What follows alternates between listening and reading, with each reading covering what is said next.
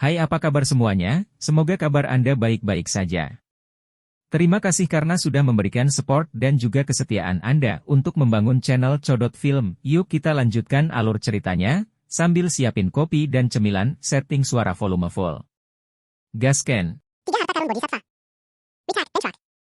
Energi murni terus mengalir ke tubuh Xiao yang seperti air banjir, menyebabkan suara berderak dipancarkan dari tubuhnya. Di bawah aliran energi yang gila ini, Xiao yang merasakan Douqi di tubuhnya yang telah habis benar-benar pulih. Selain itu, Douqi yang terkandung di dalam tubuhnya tampaknya sedikit lebih padat dari sebelumnya. Pohon bodhisattva kuno yang menakutkan. Xiao yang tanpa sadar menghirup udara sejuk saat dia merasakan perubahan di tubuhnya. Energi di dalam pohon kuno bodhisattva ini sangat murni. Itu tidak memerlukan penyempurnaan sebelum berubah menjadi Douqi yang bisa diserap seseorang. Dengan kata lain, pohon kuno bodhisattva ini seperti air mancur Douqi yang tidak ada habisnya. Selama ada di sekitar, orang tidak perlu khawatir akan melelahkan Douqi seseorang. Tentu saja, ini bukanlah hal yang paling menakutkan. Pohon kuno bodhisattva juga tampaknya mengandung kemampuan ekspansionis yang tidak jelas. Misalnya, jumlah Douqi yang dapat disimpan tubuh Xiao yang telah diperbaiki, tetapi pohon kuno bodhisattva mampu sedikit meningkatkan kapasitas tetap ini. Dengan kata lain, pohon kuno bodhisattva telah menyebabkan penyimpanan Douqi di tubuhnya membesar sembari membantu pemulihan Douqi. Ini adalah kemampuan yang sangat kuat. Jika kapasitas ini terus meningkat, apa yang disebut kemacetan Dousheng, atau dikenal sebagai arus besar yang harus diseberangi untuk menerobos ke kelas Dousheng, perlahan-lahan akan hilang karena perluasan bertahap ini. Generous Producer. Sementara Xiao yang merasa terkejut karena kekuatan Douqi di dalam tubuhnya, pohon kuno bodhisattva sekali lagi mulai bergoyang. Itu mengeluarkan suara gemerisik karena sepertinya mendesak Xiao yang untuk terus memurnikan benih bodhisattva. Hei, pekerjaan pahit ini sangat berharga. Xiao yang diam-diam memuji keharusan ini di dalam hatinya. Dia tidak lagi berani untuk menunda lebih lama lagi karena dia sekali lagi melepaskan api langitnya dan benih bodhisattva lain dilemparkan ke dalamnya. Dia secara alami tidak lagi pelit dengan Douqi-nya, dan ketika Douqi-nya benar-benar habis, pohon kuno bodhisattva akan membantunya mengisinya kembali. Pada saat yang sama, itu juga akan memberinya hadiah kaya tambahan. Di bawah desakan manfaat yang menggoda ini, kelelahan karena pemurnian secara alami merupakan masalah yang tidak penting. Tubuh Xiao yang saat ini dipenuhi dengan sebuah dorongan. Telapak tangan Xiao yang berubah menjadi kuali.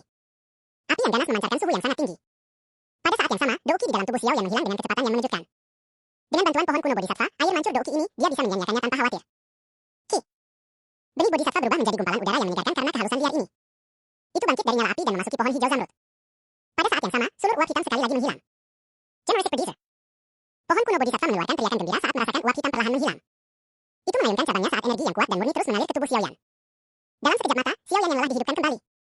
Terus, Xiao Yan tanpa sadar tertawa ketika dia merasakan bahwa tubuhnya sekali lagi diisi dengan Douqi yang lebih kuat. Sebelum pohon bodhisattva purba dapat mendorongnya, dia telah mengambil benih bodhisattva dan melanjutkan proses pemurnian. Ruang yang ditutupi warna hijau dipenuhi dengan kekuatan hidup yang hebat. Tidak ada konsep pasti tentang waktu di tempat ini. Xiao Yan hanya dapat mengingat dengan jelas bahwa pohon kuno bodhisattva telah membantunya memulihkan Douqi 28 kali. Kelompok pertama benih kuno bodhisattva telah sepenuhnya dimurnikan olehnya, tetapi benih kuno bodhisattva ini tidak sepenuhnya menghilangkan emosi negatif di dalam pohon kuno bodhisattva. Oleh karena itu, Xiao Yan mampu mempertahankan ketenangannya ketika lusinan benih bodhisattva sekali lagi terbang keluar dari pohon kuno bodhisattva. Setelah memurnikan begitu banyak benih bodhisattva, benda-benda langka ini yang akan membuat orang luar menjadi gila, dianggap sebagai sesuatu yang biasa oleh Xiao Yan. Singkatnya, Xiao Yan mati rasa. Namun, Xiao Yan juga memperoleh keuntungan yang relatif besar setelah memurnikan begitu banyak benih bodhisattva. Douqi yang dikeluarkan di dalam tubuhnya sudah berkali-kali lebih besar dari sebelumnya. Perbaikan semacam ini terus berlanjut. Xiao Yan tidak meminta istirahat. Sebaliknya, penyempurnaan telah menjadi rutinitas. Dia mengambil benih bodhisattva dan memurnikannya. Setelah itu, segumpal udara menyegarkan memasuki pohon bodhisattva kuno. Kemudian, dia mengambil benih bodhisattva lainnya. Siklus ini berulang dan tidak berhenti sesaat pun. Siklus ini berlanjut untuk jangka waktu yang tidak diketahui. Setelah beberapa saat, Xiao Yan mengulurkan tangannya untuk mengambil benih bodhisattva, tapi dia hanya menangkap udara kosong. Saat itulah dia menemukan bahwa dia telah memurnikan semua benih bodhisattva di hadapannya. Xiao Yan menggelengkan kepalanya saat dia tidak menangkap apapun. Matanya mendarat di pohon kuno bodhisattva di depannya. Dia secara kebetulan berhasil melihat gumpalan uap hitam perlahan merembes keluar dari pohon. Itu akhirnya berubah menjadi tidak ada dan lenyap. Bas-bas. Setelah lenyapnya gumpalan uap hitam ini, pohon kuno bodhisattva zamrud tiba-tiba mengeluarkan suara berdengung. Lampu hijau melonjak sebelum banyak sinar hijau yang menyilaukan muncul dari tubuh pohon. Mereka menyebar dan menyebabkan kekuatan hidup yang sudah kaya tumbuh lebih padat. Apakah itu telah dihapus seluruhnya? Xiao Yan memandang pohon kuno bodhisattva. Pada saat ini, pohon bodhisattva kuno tidak diragukan lagi berwarna hijau zamrud dari sebelumnya. Selain itu, hawa dingin gelap yang sama-sama memancar darinya juga menghilang. Pohon bodhisattva kuno memberikan seseorang perasaan misteri yang damai, ilahi, dan cerdas. Generous Producer. Salah satu cabang pohon kuno perlahan diperpanjang. Itu seperti tangan seseorang saat menggosok kepala Xiao Yan. Xiao Yan bisa merasakan emosi gembira dari cabang pohon itu. Adalah baik bahwa emosi negatif telah benar-benar dihilangkan. Xiao Yan tersenyum. Dia juga menepuk dahan pohon kuno bodhisattva. Setelah itu, kelelahan yang berasal dari jiwanya tiba-tiba melonjak, menyebabkan dia menutup kedua matanya. Selanjutnya, kepalanya juga menunduk. Kelelahan dari pemurnian benih bodhisattva selama periode waktu ini benar-benar terlalu besar. Meskipun pohon kuno bodhisattva telah membantunya dengan Douqi yang kelelahan jiwanya tidak dapat dipulihkan dengan mudah. Sekarang Xiao Yan akhirnya rileks, kelelahan dari jiwanya yang telah dia tekan tiba-tiba muncul. Itu menyebabkan Xiao Yan tertidur. Bas-bas. Suara yang tidak biasa dipancarkan dari pohon bodhisattva kuno ketika melihat Xiao Yan menundukkan kepalanya dan jatuh tertidur. Cahaya zamrud segera meletus dari dalam tubuhnya. Cahaya berubah menjadi tangan yang tak terhitung jumlahnya yang menarik sosok Xiao Yan yang duduk. Saat keduanya melakukan kontak, banyak riak naik di tubuh pohon saat Xiao Yan perlahan bergabung dengannya. Dia menjadi seperti patung yang duduk di tengah pohon tanpa bergerak.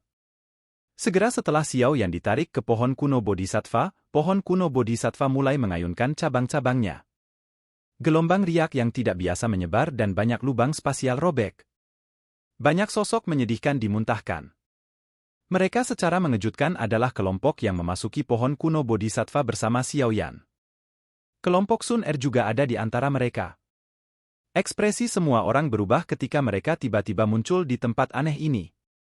Beberapa ketakutan masih melekat di banyak wajah mereka. Mereka sekarang mengerti bahwa semua yang mereka alami sebelumnya adalah ilusi. Pohon Bodhisattva kuno yang menakutkan, bahkan mereka yang sekuat Sun Er dan Hun Yu tidak dapat mempertahankan ketenangan mereka saat ini. Mereka mengingat ilusi dari sebelumnya dan tanpa sadar merasakan bentuk keringat dingin. Jika bukan karena perubahan mendadak ini, mereka akan tetap berada dalam ilusi selamanya. Semua orang berangsur pulih. Baru setelah itu mereka perlahan menarik keterkejutan di dalam hati mereka dan mulai mengamati tempat misterius ini, yang dipenuhi dengan kehidupan yang berdenyut. Pohon kuno Bodhisattva? Tempat ini tidak terlalu besar. Karenanya, banyak pasang mata berkumpul di pohon kuno seperti giok di tengah. Suara kaget tanpa sadar keluar dari mulut orang-orang ini. Setelah mengalami ilusi dari sebelumnya, mereka sangat ketakutan dengan pohon kuno ini. Tidak ada yang lebih menyedihkan dan tragis daripada mati dalam ilusi. Xiao Yan Yeye. Mata semua yang hadir terfokus pada pohon kuno Bodhisattva. Segera setelah itu, Sun Er mengenali sosok kurus di dalam batang pohon. Wajahnya berubah drastis. Xiao Yan? Orang-orang yang tersisa melihat apa yang dia lihat sementara ekspresi Sun Er berubah. Semua ekspresi mereka dengan cepat mengalami berbagai tingkat perubahan. Xunea yang Ganzen Bruno. Ini mungkin kesempatan bagus. Gu Qing yang meraih Sun Er dan mengingatkannya dengan suara yang dalam. Sun Er baru bangun setelah mendengar kata-kata Gu Qing yang. Dia benar-benar mengingat kembali ingatannya yang berhubungan dengan pohon kuno Bodhisattva ini. Sesaat kemudian, dia mulai mengangguk perlahan. Berdasarkan catatan beberapa buku kuno, pohon Bodhisattva kuno memiliki 3 harta karun. Yang pertama adalah hati Bodhisattva, yang kedua adalah benih Bodhisattva, dan yang ketiga adalah memahami sifat dunia melalui pohon Bodhisattva kuno. Tidak sulit untuk memahami 2 harta pertama. Kedua harta itu adalah benda berwujud yang dimiliki oleh pohon Bodhisattva purba. Namun, yang ketiga agak kabur dan imajiner. Pohon kuno Bodhisattva disebut sebagai pohon reinkarnasi pengetahuan. Dikabarkan memiliki efek misterius yang memungkinkan seseorang mengalami 100 reinkarnasi. Mereka yang telah menjalani reinkarnasi seperti itu dikabarkan bisa masuk ke kelas Doudi. Meskipun ini hanya rumor, masih ada banyak ahli yang menjadi gila karena legenda samar ini. Seorang Doudi adalah level tertinggi yang hanya ada di legenda. Silakan pergi ke. Oke guys, jangan lupa like, comment, share, and subscribe di channel Codot Film. See you next video. Peace out and bye-bye.